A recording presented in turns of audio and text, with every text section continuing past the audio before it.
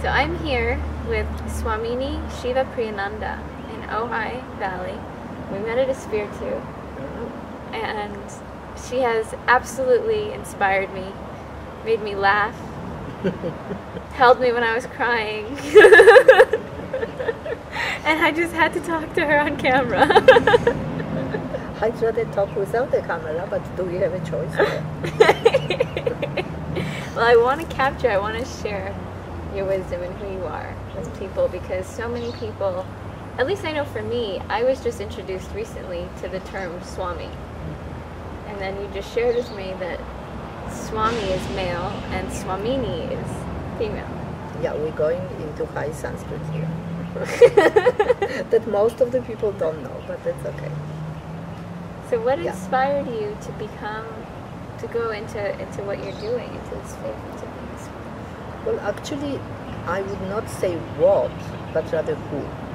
Because I spent my life in academics, and I was immunogeneticist, having all my answers to life in the test tube. And that lasted for quite some time, and I can't say I wasn't happy, but I would not say that I was blissful all the time. And then, and maybe go into that a little bit later, what led me to it, I met my guru, Swamini Shivapriyananda, who was absolutely incredible entity. And from the first time, I was mesmerized and intellectually inspired, because he was intellectual genius, spiritual giant, and incredible loving personality. So when I saw him first, I'd never seen a Swami. Actually, I bumped into a lecture hall by mistake. I wasn't planning to be there. And then I see this fellow with the long beard, wearing an orange skirt, which wasn't usual side you see at university, and laughing his head off. And I kind of listened a little bit, and for the first time, somebody was talking about God and spirituality, and I did not reject it because of how he projected it, because of his incredible intelligence and the delivery, which was something I never heard, and I didn't really accept existence of that otherness. So basically, 10 days later, I was sitting on a plane going to India, not knowing what to expect. I had a inkling desire for years and years to visit India and go to Himalayas, similar to those peaks. But it never materialized. But there, I just heard that he was going there, and that was it. And I was fortunate to spend 2 months with him. And this is a teacher who never stays in one place for more than 8 days. But it was a spiritual camp that lasted for 2 months. And that was totally life-changing and bringing totally new perspective to my life.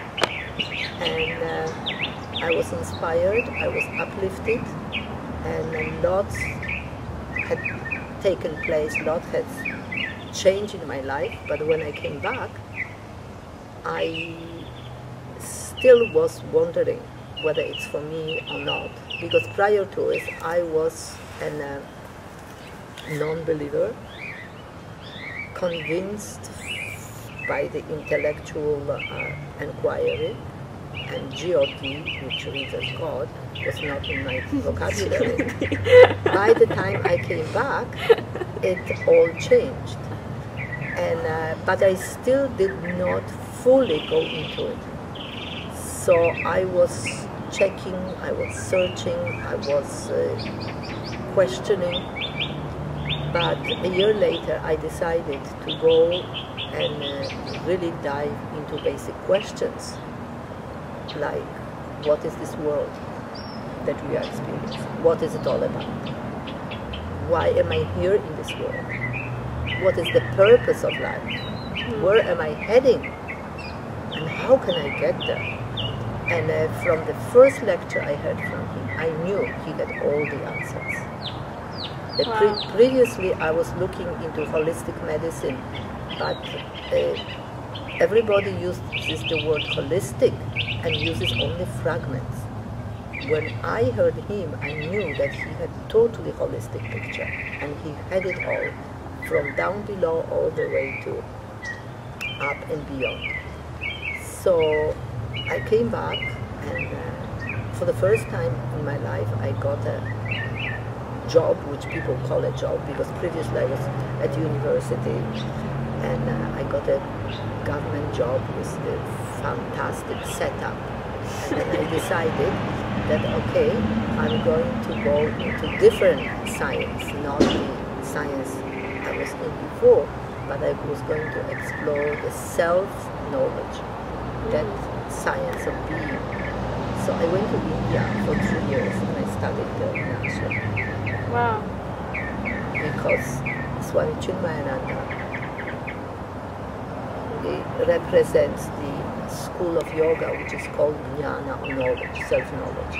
So it's based on scripture, study of scriptures, meditation, inquiry. And that's what I've done for 3 years. And actually when I went there, I went actually to check the system. I still didn't trust it.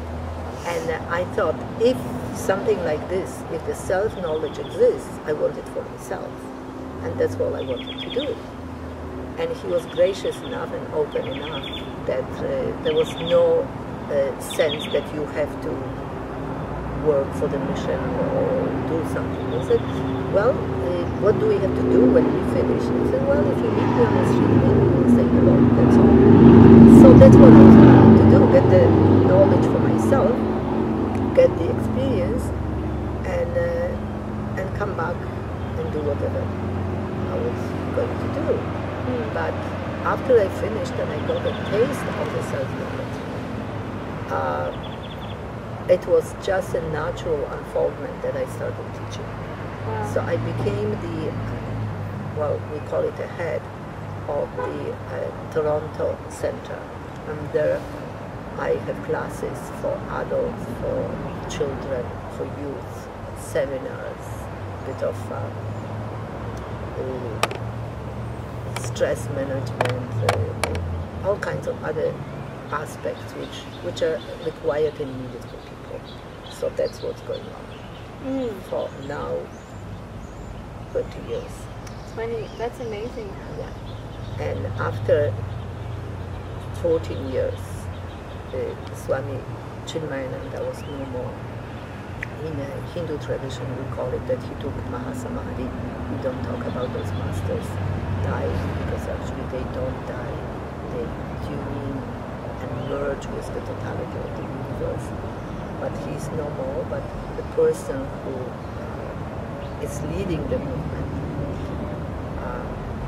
asked me to take sannyas. Sannyas means become a Swami, which means you actually renounce the world in the sense that you don't want things from the world, you don't want the worldly things, they become meaningless. And instead you want to offer to the world whatever you've got and whatever you think is being required. So that's basically what sannyas means. And to it comes a particular dress, it's usually orange color. And, so when children ask me now, why do you wear this? I said, well, there are two reasons. One is when you see me, you won't ask me to go clubbing with you. And at the same time, when I see you, I think, oh, what can I do? How can I bring the divinity of your being up and out, so you can see yourself as the divine being rather than two-legged human creature. So that's what happens. Wow. And we basically, our life is in service of humanity. So what is your, because it sounds like you really had an experience that opened your heart. You know, I mean, it sounds like your mind was already very active, and then you had this experience that opened your soul to a whole nother, I mean, I don't even know if you would call it that. I mean, I don't know what your, like the knowledge that you've been teaching, what is the story that they share, if a story at all, about Well, it that? basically, the story is, it comes from the Hindu scriptures. And the Hindu scriptures usually are called Vedas. And it says that you are not this individual being. And what I like to actually express it as, that we are not human beings with the rare spiritual experiences. We are a spiritual, divine beings with some human experiences. So that's what the teaching does. Slowly, slowly one realizes that I am a divine being. And then the final outcome is that one becomes one with the whole universe. When we are sitting here, it's not you and I. It is us. And I can extend this into those beautiful trees in front of us, the mountains ahead, and a cameraman. It's all at oneness. There is not number 1, number 2, number 17. We all one divine presence. And that's, I believe, the world needs. Because this is iPhone, there is iTunes, there is all I. And that's why we have problems in the world. But to get out of that I-ness and see the unity, oneness and divinity of the universe is actually a purpose for which we come to this world. We don't come here to get educated, to get married, to have children, to get them through university and get them married. This is any animal can do it. We come to discover our divine nature, to discover our own divinity. So basically that's what the teaching is all about. It's very powerful, when you share that. Thank you. Thank you. Yeah, I want to take that in for a moment, because as you're speaking, I also feel, would you call him Swami, your teacher? Yes, yes. Yeah. I mean, I can feel his presence when you talk about him. Yes. So, That's the magic of the master. I'm just sort of He's soaking very very much here.